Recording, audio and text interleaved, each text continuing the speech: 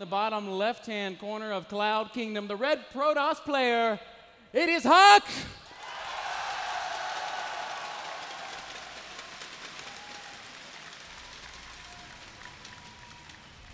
And his opponent up in the top right-hand corner of Cloud Kingdom, the blue Protoss, Slayer's Alicia! I still feel it's slightly biased. Yeah, a little bit. Yeah. A little bit. Does it allow us to be biased? It's okay, man. I think it's all right. Kev, I got to do one thing. It's really important because a lot of people have been tweeting me and posting in the live report threads asking about the music that we're playing here at the North American Star League Grand Finals. It's Tropicool, the DJ Tropicool. Go check out his SoundCloud if you're interested at soundcloud.com/tropicool-official. He's dropping all the beats and he's rocking the house. He's doing a great job. Gotta say, I'm loving it as well, Ben. So as I mentioned before, both these guys went through a lot of games, and both of them had a bad start in the season, but at the end they both managed to make it. Alicia even went 0-2 in the regular season. Who could have ever thought that after going 0-2, he would still be here as one of our final 8. But he did it. He won all of his remaining games, and in the playoffs, he won pretty convincingly against a very strong opponent, namely Sen. It's a really great point, Kev. He started 0-2, and to say, after losing your first 2 games in the North American Star League, you're still going to be here. You're going to be the top 8. That's a tall order, man. Yep. He won every single game after that. Yeah, and even against Sen 3-1. Both the players he lost to, actually he only lost one of them. The other one was a walkover. He lost to Torzane, so that was a Terran player. Fortunately for him, no more Terrans on his route. Well, HuK, we all know the story. Started off with 1 loss against Strelok, also a Terran player, no more Terrans around. And after that, he went strong, almost lost against Gunzi. Even trolled the audience a little bit by apologizing. But in the end, he managed to do it, man. Yes, he did. And now he is here playing in front of the hometown fans in Toronto, Canada.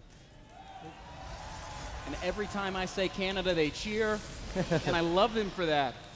We already see different openings. And neither player scouted really early. A lot of Protoss players do not like to scout anymore. They just feel it's a waste of resources. And we see Alicia going for the double gate, while HuK is actually going 1 gate. Yeah, and he's sending out that first Zealot. I don't want to know what happens when this probe dies. I don't think the probe. Oh, what? What?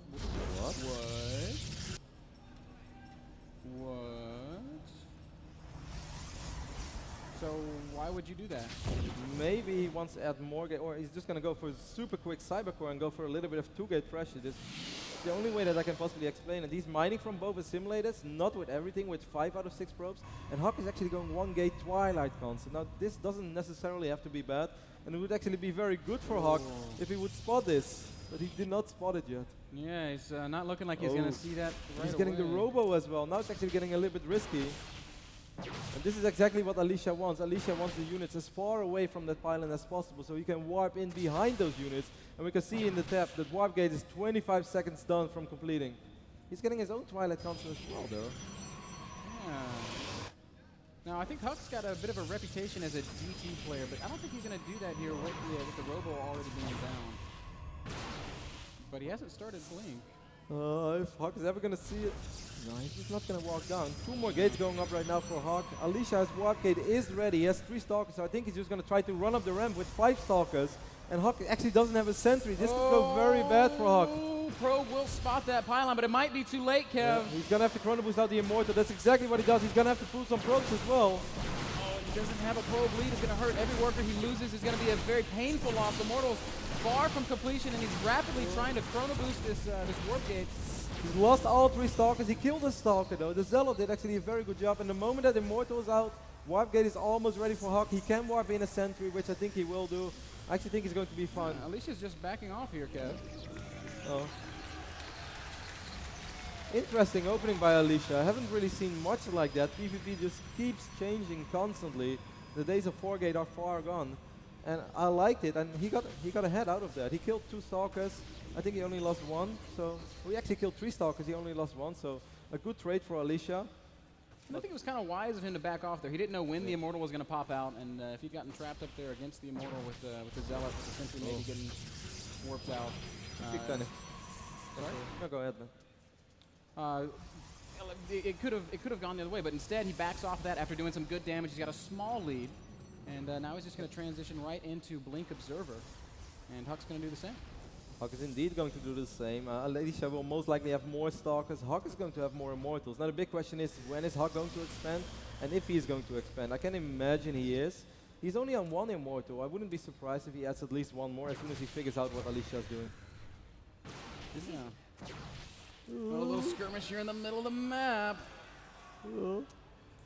Not going to get it. Blink is ready for Alicia, so he could reveal the fact that he has Blink. Rather waits for it. And he might, in fact. He's got more Stalkers, and he's going to Blink forward, but the Immortal is here. Good force field by HuK. Very good force field. And Alicia will just have to back it up a little bit. HuK does have a very scary army here in the middle of that. That Immortal adds so much depth to this fighting force. And he's getting this Biden over here as well. HuK's Blink is almost ready. And as you said, man, if they just fight straight up, that 1 Immortal is really going to make the difference. Either you focus it and you lose so much the damage, or like potential damage on all the Stalkers, or you don't focus it and you lose a lot of your Stalkers. Alicia's actually dropping the Nexus. Oh, and he's also coming forward pretty aggressively with a lot of Stalkers. And I think he's wanting to Blink up into HuK's main. No, he's never going to do that. Not right when he just dropped that Nexus. There's no way. He's going to try to pick up the... Oh! How did that even happen? HuK blinked, focused the Observer, but did not actually take it out completely. He got a lot of shots off, but it survived, and then he also lost the Pilot. So very good trade right there for Alicia. So far, the minor trades are going in his advantage, but still, if HuK makes that big push with that Immortal, with all of his Blink Stalkers, and the 2 Zealots as well, he should be able to deal a lot of damage. Yeah, army supply is just about even, but that Immortal is so tricky. The big problem is that HuK, after losing his Observer, he's never going to have high ground vision anymore. So Alicia could potentially sacrifice this Nexus, just sit up on his ramp. He has sentries, and then he's going to be able to kill a lot of probes over here. Yes, he is. He's going to blink right up into the main base, and he's going to start doing some good damage, and HuK has nothing back home to deal with this. Ooh, he warps in 2 Stalkers right on top of those 4 Stalkers, so that means he's going to end up... No, beautiful blink by HuK. Yeah, and he's going to have to blink away a second time. Zealot's going to try to chase these guys around, but that's not going to do much good. Meanwhile, HuK's whole army is retreating, coming all the way back home to try and deal with this, but Alicia's doing some excellent damage here in the main base of HuK. Yeah, he's dealing really a lot of damage right now. Not only taking out those Stalkers, HuK is losing a lot of mining time. Perfect read by Alicia to immediately send these Stalkers to the right side, and knowing that he can still sacrifice that Nexus. Yeah, huge damage being dealt here. Oh, nice positioning there by HuK. Alicia forced a blink there. But the Immortal's out right now, though, so these Stalkers are all going to fall. That's it. They are going to fall. You're exactly right. But I feel like the damage has been done. 15 worker kills, a lot of lost mining time. That puts HuK down on 14 probes against 26. But you know, it's still 1 base to 1 base. And if they fight immediately right now, that difference didn't really kick in yet. HuK did have a second Immortal, or I guess he cancelled it. Army supply, it's still very close, but now right there's 2 Immortals in Alicia's army. And HuK's going to blink right on top of it, and immediately he realizes that that was a mistake, losing some Stalkers there and forced to back off. HuK down to 46 supply now against Alicia's at 71. Alicia going for the forward blink right now, and his Immortal is actually very far gone, so he's going to end up losing a lot of Stalkers, but he still has the economy to back it up. But this is actually going very well for HuK so far. Not a terrible fight for HuK. He does some okay damage, but I have to feel like it's still Alicia in the commanding lead. HuK down at just 26 supply. He's going to lose almost all of these Stalkers, and Alicia's still giving chase.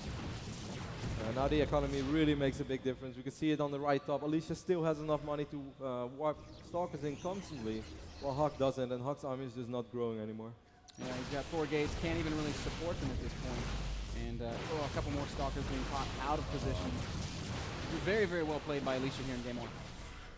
We often talk about how unforgiving PvP can be, and if HuK would have only been the one to kill the Observer instead of Alicia killing his Observer, everything would have been different. Yep. Because HuK would have still had high ground vision, Alicia would not have been able to counter in the way he did. The game would have been completely different. As it stands, Alicia going to walk right up into the main base of HuK and just start pounding away at the gateways. GG comes out of HuK, and Alicia goes up 1-0. Of course, we are in Canada, Ben, but we have to give credit where credit is due, and I think that Alicia played a really beautiful PvP there. The start, very unorthodox, haven't really seen it all that much. Just kind of banked on the fact that HuK wouldn't get a sentry, because I think if HuK would have opened differently, that would have been quite okay for HuK. If you drop the force field, the Zealot gets a couple of more hits off. But it was a beautiful read, there was no sentry, he picked the Stalkers off, retreated in time, and then later on, the moment he picked up that Observer, he knew that HuK wouldn't have high ground vision anymore.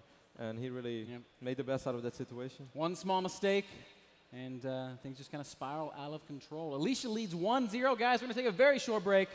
when we return game 2, Alicia versus HuK.